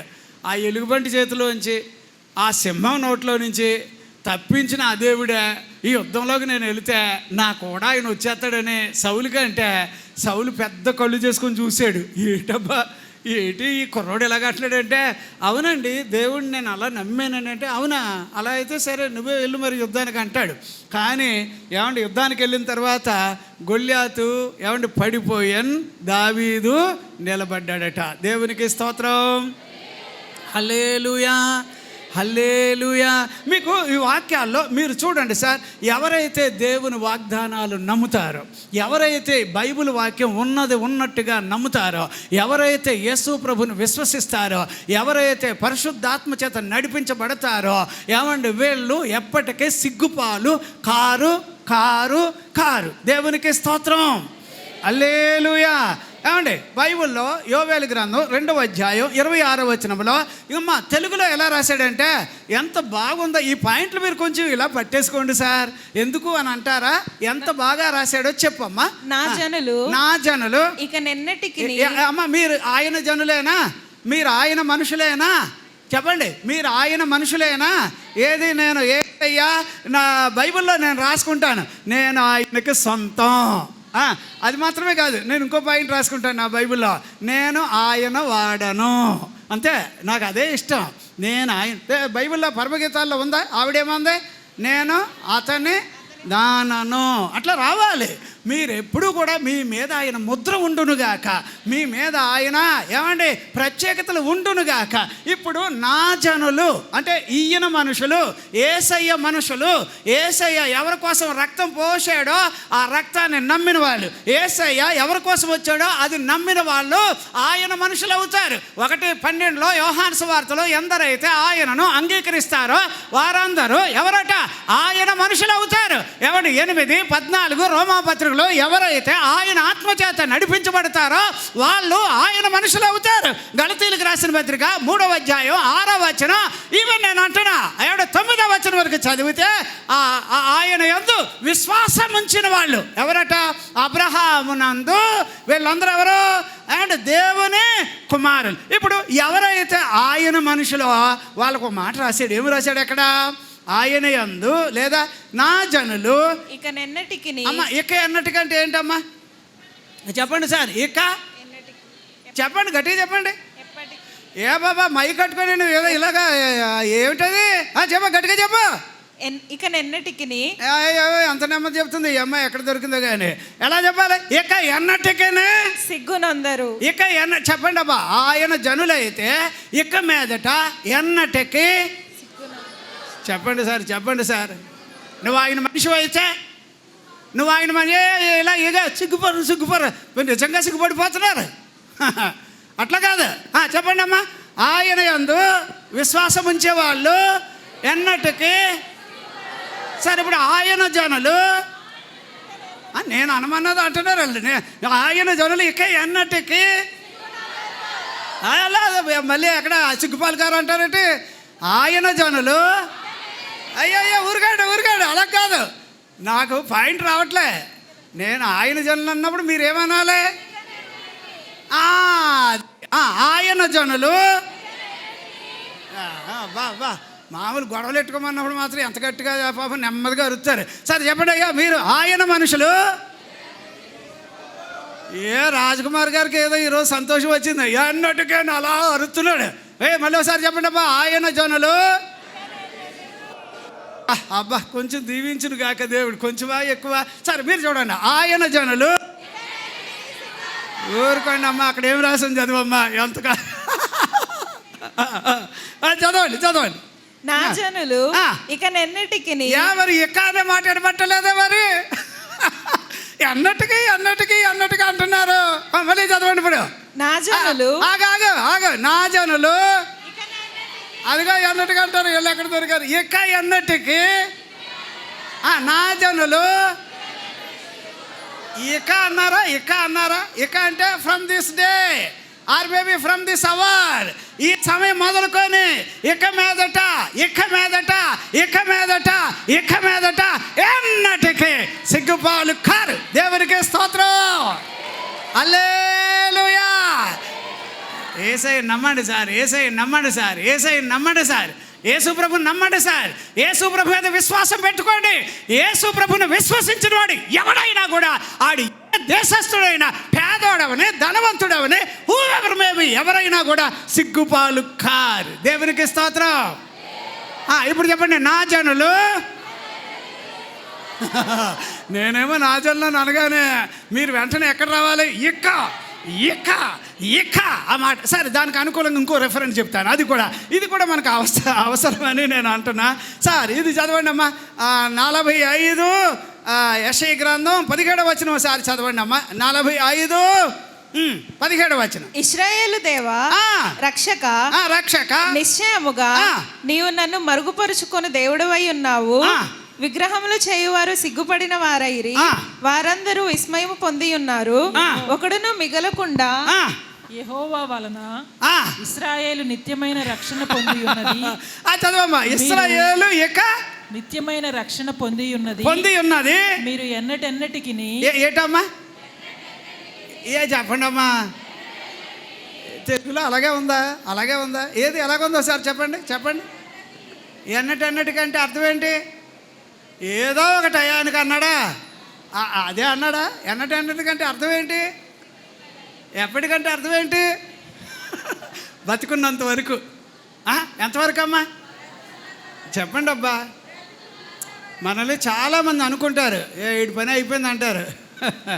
అవదరా, నువ్వు అనుకున్నట్టు కాదు. ఎందుకంటే ఎన్నటెన్నటికి ఏం కానివ్వడు చెప్పట్లేదమ్మా. ఇక మీదట ఎన్నటికి ఆ పాయింట్లు పట్టాలి. ఇక అలాంటి 7 పాయింట్లు ఉన్నాయి. ఇక ఎన్నటెన్నటికి ఎప్పటికీ ఏమండి నువ్వు ఇక సిగ్గుపాలు కావు. అది బాగా చెప్పుకోవాలి. ఎందుకంటే ప్రభువా, నేను ప్రార్థన చేస్తున్నాను. అంచేత నువ్వు ఎవరైనా గమనిస్తే వాళ్ళు ఎంత ప్రార్థన చేసినాడు, వీడికి ఏం జరిగింది అనే మాట రాకుండా వాళ్ళు నన్ను చూసినప్పుడల్లా సిగ్గుపడకూడదు అంటే అర్థమవుతుందమ్మా. అప్పుడు ఇప్పుడు ఈ వాక్యంలో మీరు ఏమనాలంటే, ప్రభువా నేను ఇలా బలహీనంగా ఉంటే బయట వాళ్ళు చూసినప్పుడల్లా ఏమనుకుంటారు? చెప్పండి అబ్బా. ఏమనుకుంటారు? వీళ్ళ దేవుడు ఏం చేశాడని అంటారుగా. ఈ మాట రానివ్వక నాకు ఆరోగ్యం ఇయ్యని అడగండి. దేవునికి స్తోత్రం. ఇప్పుడు నేను మీ మధ్యలో వాక్యం చెప్పడానికి నేను సరిపోతానమ్మా? నాకు ఆల్రెడీ చచ్చిపోతుకున్నాండి. ఆల్రెడీ నా లైఫ్ అయిపోయింది. ఏమంటే ఈడ్ చేశారు, బయటికి చచ్చిపోయాడని బయటకు పెట్టారు, కట్లు ఇప్పేశారు. ఏంట్రా బాబు ఇంకా అలాగంటే ఈడ్రా ఇంకా మాట్లాడుతున్నాడు అంటే నాకు అర్థం కాదు. నిన్నే మా పండు నన్ను అంటాడు, దేవుడు మీకు కూడా ఉన్నారో నాకు తెలుస్తుంది, మీరు ఎప్పుడు ఆరోగ్యంగా ఉన్నాడో అని అంటున్నాడు నాతోటి. అర్థమైందారా? ఇప్పుడు నేను ఎవరు నమ్ముకున్నానో అన్నాను. నేను ఆడితో చెప్తున్నాను. చిన్నపిల్లలమే మనం మాట్లాడుకునేది. కానీ నేను ఒక్క మాట అంటున్నా, ప్రభువుని నమ్మండి, నువ్వు సిగ్గుపాలు కావు అంతే. నువ్వు పనులు ప్రభు పేరు మొదలుపెట్టు, సిగ్గుపాలు కావు అంతే. నేను చెప్తున్నా. ఈసారి ఇందులో ఇంకా చాలా చక్కటి వాక్యాలు అమ్మా. 1 తిమోతి 2 తిమోతి 1వ అధ్యాయం 12వ వచనం ఒకసారి చదవండి అమ్మా. ఏమంటున్నాడు అక్కడ? దేవునికి స్తోత్రం.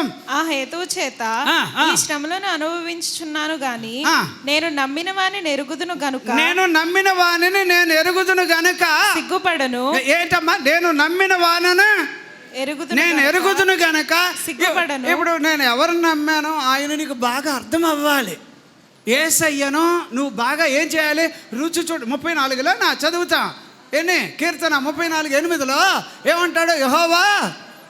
సార్ మీకు దేవుడు ఎవరో రుచి తెలియకపోతే ఇప్పుడు అవతల వాళ్ళు మిమ్మల్ని గేలి చేస్తారు. నేను అంటున్నా, క్రైస్తవుడు అని అనగానే వాడు క్రైస్తవుడు ఎలాగవుతాడంటే బైబిల్ వాడిలో ఉంటే క్రైస్తవుడు. అర్థమైందా? బైబిల్ వాక్యాలు వాడిలో ఉండాలి. వాక్యాలు ఉండవు, ఏముండవు. సేవకుడు ఎలా ప్రార్థన చేస్తే అయిపోతుందని ఎదురు చూస్తారు చూడండి, అది కాదు. వాక్యం ఉండాలి. దేవునికి స్తోత్రం. హల్లెలూయా. ఏమంటాడు ఇప్పుడు? నేను నమ్మిన వానిని నేను ఎరుగుదును గనుక నేనేం కాను. అమ్మ ఏ నమ్మా? యేసయ్య కార్యాలు చేస్తాడని నమ్ముతున్నావా? చెప్పండి అబ్బా. యేసయ్య నీ కార్యాలు ఏమంటే ఇక మొదలుకొని నిన్ను ఎంత మాత్రమునో సిగ్గుపాలు కానివ్వడు. గట్టిగా చెబుతామా? ఇక ఎన్నటికని నేను సిగ్గుపాలు కాను. ఇక ఎన్నటెన్నటికని నేను చెప్పాలబ్బా సిగ్గుపాలు కాను. చెప్పాలబ్బా నేను ఏమండి ఇక ఎన్నటికని చెప్పాలి. ఇక ఎన్నటికని చెప్పాలి. లేకపోతే ఇక వాక్యం బోర్డులంత ఉందో నేను వదలాలని అనుకోను. నేను ఎలాగ భోజనం ఉంది, 11 గంటలకు ముగించేసేయాలి. మరి మీరు కరెక్ట్గా 8 గంటలకు వచ్చారా? 8 గంటలకని అన్నాం కదా. ఎవరు రాలేదు. ఎలాగా? ఏమంటే సరదా చెప్తున్నా. అని చేత కొంచెం సేపు చెప్తానబ్బా, దేవునికి స్తోత్రం. అలాగని కాదు, కాకపోతే ఒక్కటే వాక్యం ముగిస్తా. ఎందుకంటే అన్న టయానికి నేను ముగిస్తాను. ఇక మీదట కరెక్ట్ టయానికి రండి. ఈ నెల ఎప్పుడు మే నెల మాత్రం కంపల్సరిగా ఏమంటే 8 గంటలకి ప్రార్థన స్టార్ట్ అవుద్ది. ఏమంటే 8 గంటల నుంచి 11 గంటలకి క్లోజ్. దేవునికి స్తోత్రం. అది చూడు, ఆ టైం కావాలని 10 నిమిషాలు ఎక్కువ చెప్పావని చెప్తుంది నన్ను. ఓకే, ఆ టయాన్ని దేవుడు దీవించుగాక. వాక్యం ఇంతసేపు విన్నా మిమ్మల్ని అందరినీ దేవుడు దీవించుగాక. ఇక నేను ఈ వాక్యాన్ని ఆపుతాను. కాకపోతే ఈయన్ని విశ్వసించాలి అంటున్నాడు కదా, ఆయన యందు ఏం చేయాలండి? విశ్వాసం ఉంచువాడు ఏ మాత్రం, ఒకటి పాయింట్ పట్టండి అబ్బా, ఏ మాత్రమో రౌండ్ చేయండి. తర్వాత ఇక ఎన్నటికి, అది కూడా రౌండ్ చేయండి.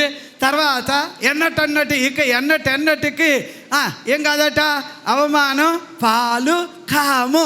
అబ్బా, నాకు ఓ పాయింట్ చెప్తా. నువ్వే కార్యాలు తలపెట్టావో అవి ఈ వాక్యమును బట్టి నెరవేర్చబడును గాక. చెప్పండి అబ్బా, ఈ వాక్యాన్ని బట్టి అవమాన పాలు కావు. నువ్వు పని మొదలెట్టు. ప్రభు నీకు మేలు చెయ్యునుగాక. ప్రభు నీ పట్ల కార్యములు చెయ్యునుగాక. నీ కార్యములు చేయబడి నీ ముందు వెళ్ళునుగాక. అడ్డొచ్చిన ప్రాకారాలు పడగొట్టునుగాక. నీ కార్యాలు జయప్రదముగా జరగబోతున్నాయి కనుక ఇదిగో ఇక ఎంత మాత్రమును ఏం కావాలండి నువ్వు? సిగ్గుపాలు కాదు. ఇక ఎన్నటికనే చెప్పాలబ్బా, సిగ్గుపాలు కావు. ఎన్నటన్నటికనే. ఇక తర్వాత ఇంకా 7 పాయింట్లు ఉన్నాయి. కానీ నేను ఒక్క రిక్వెస్ట్ కోరుతున్నాను.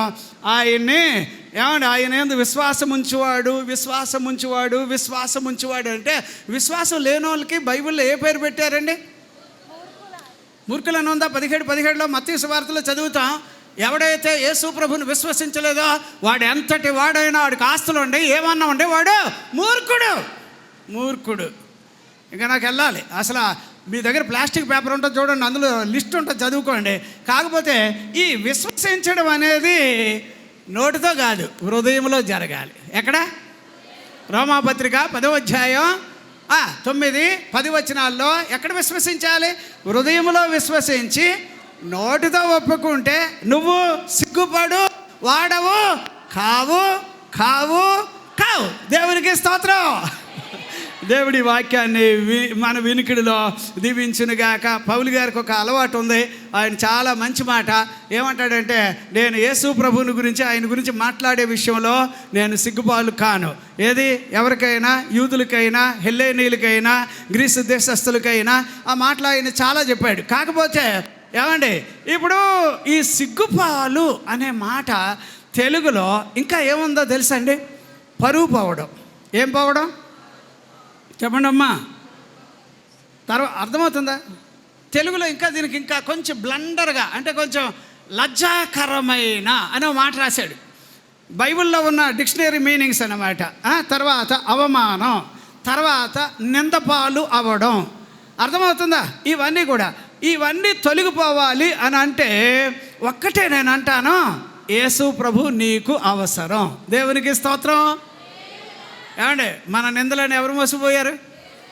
8వ అధ్యాయంలోనే మనం చదువుతాం. యోహాను సువార్తలో ఒక స్త్రీ యేసు ప్రభు దగ్గరికి వచ్చింది. ఆవిడ్ని అవమాన పాలు పరచడానికి అందరూ రాళ్ళొట్టుకుని వచ్చారు. కొట్టాలనుకున్నారు, చంపాలనుకున్నారు. ధర్మశాస్త్ర ప్రకారంగా ఇలా ఉంది కదా అంటే అప్పుడు యేసు ప్రభు ఏమన్నాడో తెలుసా? ధర్మశాస్త్ర ప్రకారంగా ఎలా ఉందనేది ఎవరు చెప్పారు? మోషే ఎలా చెప్పాడో మీకు తెలుసా అని దాని వ్యాఖ్యానాన్ని వివరణ చేసి, ఎవడు పాపం చెయ్యలేదో వాళ్ళు ఈ రాయి వెయ్యాలి. ఏది మీలో ఒకడుంటే రండి అలాగా అని అన్నాడు. అంటే అప్పుడు అవమానం పాలు చేసేది మనిషిని ఏదంటే పాపమే. ఏది మనిషిని అవమాన పాలు చేసేది ఏది? సార్, పాపం గురించి నేను రాసిన పుస్తకాలు చదువు చూడండి సార్, దాని మీద బోల్డ్ అని మ్యాటర్స్ ఉన్నాయి. ఇంతవరకు తెలుగులో ఎవరు అంత మంచి పుస్తకం ఎవరు రాయలేదు. నేను కూడా ఎన్నో సంవత్సరాలు కూర్చొని రాశాను. అది చాలా కష్టమైంది నాకు. 2 వాల్యూమ్స్ కింద తయారు చేశాను. కానీ నేను ఒకటి అంటున్నా, పాపము ఎవరి దగ్గర ఉన్నవాడు అవమాన పాలు అవుతాడు. కానీ ఆ పాపమే ఈయన దగ్గర ఒప్పుకుంటే వాడు క్షమించబడతాడు. దేవునికి స్తోత్రం. హల్లెలూయా. అప్పుడు ప్రభు ఎవరు రాళ్ళు వేయలేదని చూశాడు. ఏమ్మా, ఎవరు రాళ్ళు వేయలేదమ్మా, ఎవరు నేను కొట్టలేదమ్మా అంటే ఆవిడ ఆన్సర్ ఇవ్వడానికి కూడా భయపడుతుంది. ఎందుకంటే ఈ రాళ్ళన్నీ వేయడానికి ఈయన ఒక్కడే అని తెలుసు. కానీ ఆయన ఏమన్నాడో తెలుసా? నేనును నీ మీద ఏం చేయను? రాళ్ళు వేయను. ఇక మీదట నువ్వు ఎలాగుండాలి? మంచి మనిషిగా బతుకు. అప్పుడు సిగ్గుపాలు అనేది ఎట్లా జరుగుతుందంటే పాపం వల్లే. మనం చేసే అన్యాయం, మనం చేసే అవినీతి, మనం చేసే ఏదో కొన్ని రకాలైన పనులు. నేను అంటున్నా, ప్రభువులోకి వచ్చిన తర్వాత కూడా మారు మనసు అంటే అర్థం ఏంటో తెలుసా? వింటున్నారా? మారు మనసు అంటే ఏంటంటే నిజంగా మనిషి మారడం. మనిషి మారడం అంటే స్వభావం. ఏంటండి? స్వభావం. స్వభావానికి ఇంకేం చెప్పాలి? గుణగణాలు. గుణగణాలకు ఇంకో పదం ఏంటంటే చూపుల్లో ఆ గుణగణాలు కనబడాలి. మారిన మనిషి చూపులు వేరే, మారిన మనిషి మాటలు వేరే, మారిన మనిషి యొక్క తలంపులు వేరే, మారిన మనిషి యొక్క యాటిట్యూడ్స్ అన్నీ కూడా వేరుగా ఉంటాయి. మారిన మనిషి అంటే మస్కా కొట్టేవాడు కాదట. దేవునికి స్తోత్రం. అంచేత దేవుడి వాక్యాన్ని దీవించునుగాక. ఇక మిగిలిన వాక్యాన్ని ప్రభువే నీకు నాకు ఆయన అందిస్తాడని నేను నమ్ముతున్నాను. ఇశ్రాయేలు దేవుడిగా యేసు ప్రభుని ప్రభువుగా రక్షకునిగా అంగీకరించిన వాళ్ళు ఎన్నటెన్నటికి సిగ్గుపాలు కారు. వాక్య ప్రకారంగా ఉండేవాళ్ళు సిగ్గుపాలు కారు. ఈ దేవుడిని నమ్మిన వాళ్ళు సిగ్గుపాలు కారు. కారణం ఏమిటంటే ఆయన ఏదో ఒక రూపం కాదబ్బా. యేసు ప్రభుని ఏదో రూపంలాగా ఓ విగ్రహంలాగా తెచ్చుకొని ఆయన ఆరాధన చేయట్లే. విగ్రహాలను ఆరాధన చేసిన వాళ్ళంతా సిగ్గుపాలు అవుతారు, పాలు అవుతారు. వాటిని తయారు చేసిన వాళ్ళు అవమాన పాలు అవుతారు. యేసు ప్రభు ఒక విగ్రహం కాదు. యేసు ప్రభు ఏదో నువ్వు అనుకున్న రూపం కాదు.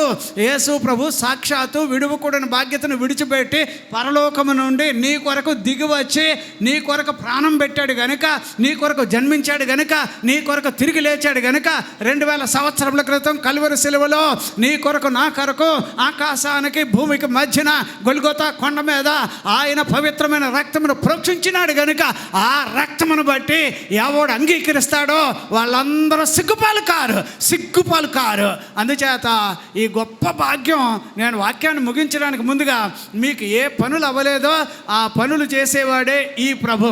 ఏ పనులు ఆగిపోయినాయో వాటిని ప్రారంభించేవాడే ఈ ప్రభు. అర్థమైందా? సిగ్గుపాలు కావు.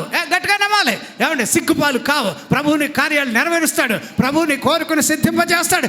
సిగ్గుపాలు కావు. ప్రభువుని కార్యాలు చేయడానికి ఆయన విజృంభించునుగాక.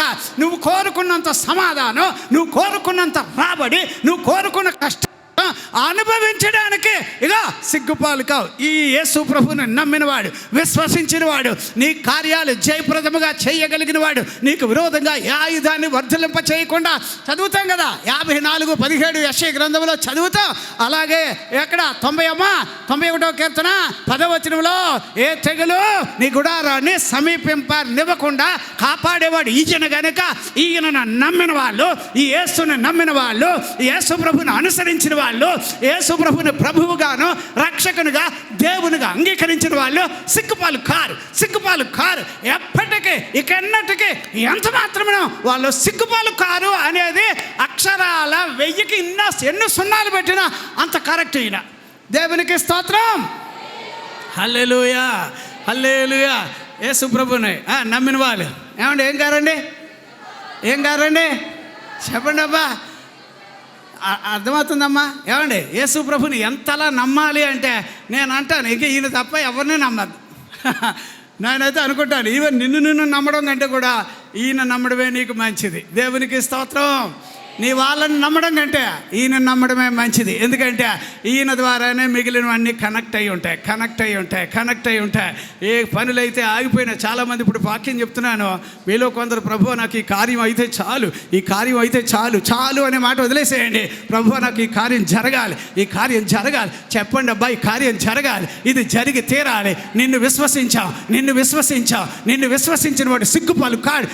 నమ్మి విశ్వాసముతో మీ నోటితో మీరు ఒప్పుకుంటే రక్షణ వస్తుంది అనేది ఎలాగుందో ఆశీర్వాదం పరిగెట్టుకొని వచ్చునుగాక, దీవెనలు అలా ప్రారంభించబడునుగాక. ప్రభు కార్యాలు చేసేవాడు, అడ్డుగా ఏమున్నా నీ కోసం అయిన ప్రాకారాలు పడగొట్టేవాడుగా నీ ముందే వెళ్ళునుగాక. ఇక ఎన్నటికీ సిగ్గుపాలు కావు. ఎంత మాత్రం నువ్వు సిగ్గుపాలు కావు. ఇక ఎప్పటికీ నువ్వేం కాదట, సిగ్గుపాలు కావు. హల్లెలూయా. మహిమ ఘనత ప్రభావాలు నా ప్రభువుకు ఒక్కడికే చెందునుగాక. Praise lord. ఇంకా ఏమేమి కోరుకున్నారో ప్రభు దగ్గర అవన్నీ కూడా సిగ్గుపాలు కాకుండా ఆయన నీకు ఇస్తాడు. నువ్వు సిగ్గుపాలు కావు. ఉదాహరణగా నేను చెప్పనా, నేను అంటే ఇది రికార్డ్ అవ్వాలని ఏం కాదు, ప్రసంగం అయిపోయింది. నేను ఒక చిన్న విషయం చెప్తున్నా, తరచుగా చెప్తూ ఉంటాను. నేను పాస్టర్ గారులు అందరూ కూడా అందరికి చాలామంది కార్లు ఉంటాయి కదా అని చెప్పి నేనేం చేశానంటే, ప్రభా నాకు కారు ఇవ్వచ్చు కదా అన్న.